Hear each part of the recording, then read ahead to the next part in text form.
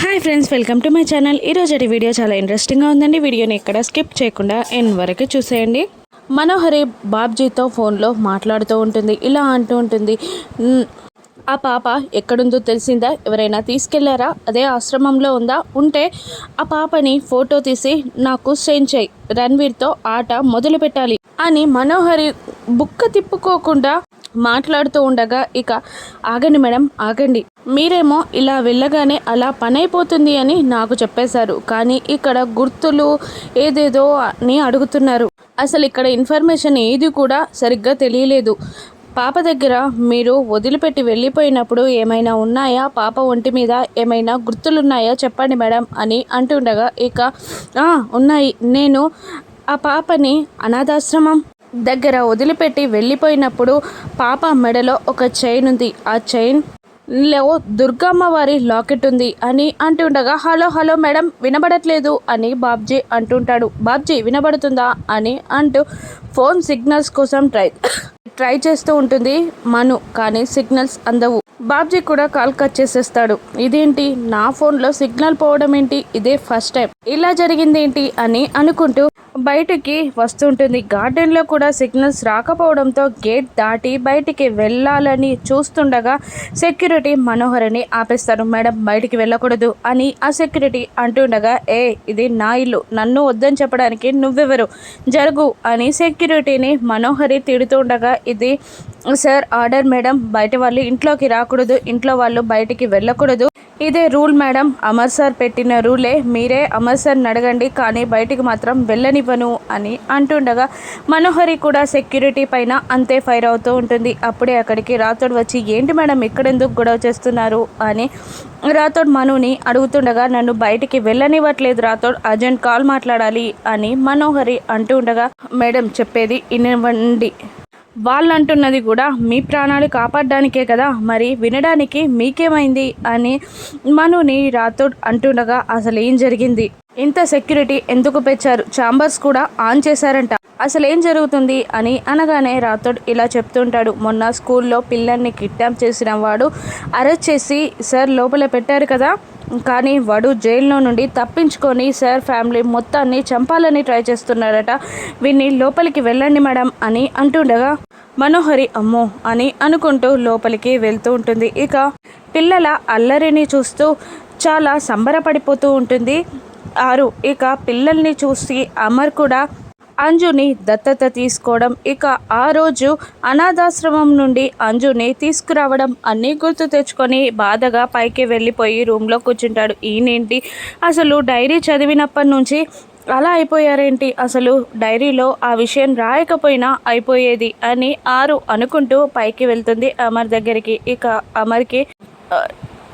నిన్న అనాథాశ్రమం దగ్గరికి వెళ్ళినప్పుడు అంజు నేను అనాథని అనుకోవడానికి కూడా నాకు చాలా భయంగా ఉంది డాడ్ అని అనడం, ఆ తర్వాత దత్తత సర్టిఫికేట్ కనబడడం, ఇందులో మీ ఇద్దరి పేర్లు ఎందుకు ఉన్నాయి డాడ్ అని అడగడం అన్నీ గుర్తు తెచ్చుకొని బాధపడుతూ ఉంటాడు అమర్. ఇక ఆరు పక్కనే ఉంటుంది. ఇక అమర్ పైకి లేచి కబోర్డ్లో ఉన్న అంజు పుట్టినప్పటి గొలుసు, అదే దుర్గమ్మ వారి లాకెట్ ఉన్న గొలుసు, రణ్వీర్ దుర్గా మెడలో వేసిన గొలుసుని తీసుకొని కిందికి దిగి వస్తూ ఉంటాడు. ఈయన ఈ గొలుసు ఎప్పుడు ఎందుకు తీశాడు అని అనుకుంటూ ఆరు కూడా కిందికి దిగి వస్తూ ఉంటుంది. ఇక మరోవైపు పిల్లలందరూ ఆడుకుంటూ ఉండగా, ఇక అప్పుడే బాగి ప్రసాదం చేసి తీసుకొని వస్తూ ఉంటుంది. ఇక బాగికి అడ్డంగా అంజు వెళ్ళబోతూ ఉంటుంది. ఇక అంజు చేయి తగిలి బాగి చేతిలో ఉన్న ప్రసాదం కింద పడిపోబోతుండగా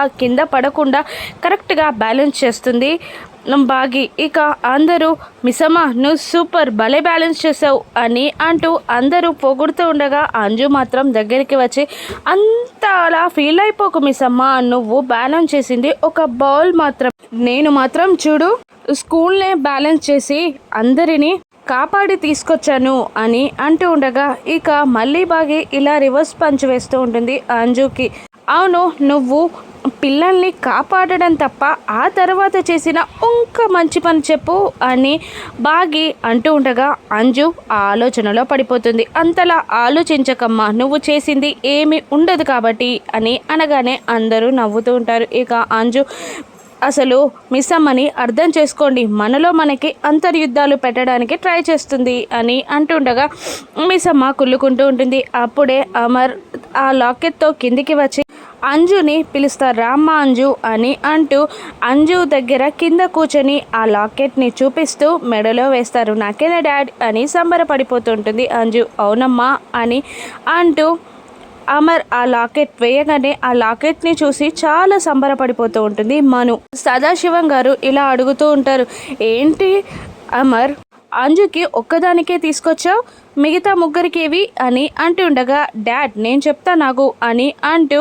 సదాశివం గారు ఇది విన్నర్స్కి మాత్రమే గోల్డ్ మెడల్ లాంటిది, వేరే వాళ్ళకి ఉండదు అని అంజు అనగానే ఆహా పొగడ్తలు స్టార్ట్ అయ్యాయి అని అనుకుంటూ ఎక్కడి వాళ్ళు అక్కడు జారుకుంటూ ఉండగా ఆగండి అని అంజు గట్టిగా అరుస్తూ ఉంటుంది. ఇక రాథోడ్ దగ్గరికి వెళ్ళి నేను చెప్పేది కరెక్ట్గా విను, కదిలావంటే కొట్టేస్తా అని వార్నింగ్ ఇస్తూ స్కూల్లో పిల్లలందరినీ కాపాడినందుకు డాడీ నాకు గిఫ్ట్గా ఇచ్చారు కదా డాడీ అని అంటుండగా అవును అంటూ అమర్ నవ్వేస్తాడు. ఇక మిస్ అమ్మ చూసావా, నీ లైఫ్లో ఇటువంటివి ఒక్కసారి కూడా నువ్వు గెలవలేదు కదా, అయినా అంత కుళ్ళెందుకు, నన్ను ఫొటోస్ తీయొచ్చు కదా అని అంటూ ఉండగా అలాగే అని అంటూ ఇక ఫొటోస్ తీస్తూ ఉంటుంది భాగ్య. ఫస్ట్ సింగిల్ ఫొటోస్, ఆ తర్వాత అమర్తో, ఆ తర్వాత ముగ్గురు పిల్లలతో, ఆ తర్వాత సదాశివం గారు, నిర్మలమ్మ గారు, ఆ తర్వాత రాథోడ్తో కూడా ఫొటోస్ తీస్తూ ఉంటుంది భాగ్య అంజుకి.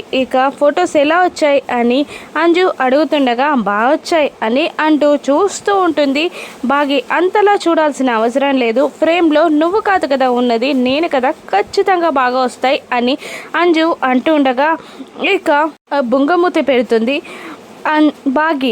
ఇక అప్పుడే బయటికి వెళ్ళి బాబ్జీతో ఫోన్ మాట్లాడి గుర్తులు చెప్పడానికి ఏదైనా ఛాన్స్ దొరుకుతుందేమో అని అనుకుంటూ ఇక మను లోపలికి రాగానే ఆంటీ, మనోహరి ఆంటీ, డాడీ నాకు ఒక లాకెట్ని గిఫ్ట్గా ఇచ్చారు అని అంటూ ఆ దుర్గమ్మ వారి లాకెట్ని మనోహరికి చూపెట్టబోతూ ఉండగా వద్దు అంజు, అమర్ సెలెక్షన్ ఎప్పుడు బాగుంటుంది అని అంటూ అంజు చూపించినా కూడా వినకుండా మనోహరి బయటికి వచ్చేస్తుంటుంది. మరోవైపు రణ్వీర్ తన కూతురి ఫోటోతో మాట్లాడుతూ ఇలా అంటూ ఉంటాడు, ఎలాగైనా మీ అమ్మతో పోరాడైనా నేను నిన్ను నా దగ్గరికి తీసుకొచ్చుకుంటానమ్మా అని అంటూ కూతురి ఫోటోకి ముద్దు పెట్టి అమరింటికి పండక్కి బయలుదేరుతాడు రణ్వీర్. ఇక ఇలా అంటుంటాడు నిర్మలమ్మ గారితో అమర్, నేను వెళ్ళి విగ్రహాన్ని తీసుకొస్తాను అని అంటుండగా అలాగే అంటుంది ఆవిడ. ఇక జాగ్రత్త బాగి, పక్కకే వెళ్ళొస్తాను అని అమర్ కూడా చెప్పి బయటికి వస్తూ ఉంటాడు. ఇక నిర్మలమ్మ గారు బాగిని నువ్వంతా అమర్ వచ్చేలోపే ఇల్లంతా పసుపు నీళ్ళతో శుద్ధి చేయమ్మా అని అంటుండగా అలాగే అత్తయ్య గారు అని అంటూ శుద్ధి చేయడానికి బాగి వెళ్ళిపోతుంది. ఇక అమర్ విగ్రహాన్ని తీసుకురావడానికి బయటికి వస్తుండగా ఆరు అమర్ దగ్గరికి వచ్చి వద్దండి, ఇప్పుడు మీరు బయటికి వెళ్తే వాడు మిమ్మల్ని చంపేస్తాడండి అని తన గోడుని వెళ్ళబోసుకుంటూ ఉండగా మను వచ్చి అమర్ నేను విగ్రహాన్ని తీసుకొస్తాను అని అంటుండగా వద్దు మనోహరి నేనే తీసుకొస్తాను అని అమర్ అంటూ ఉంటాడు.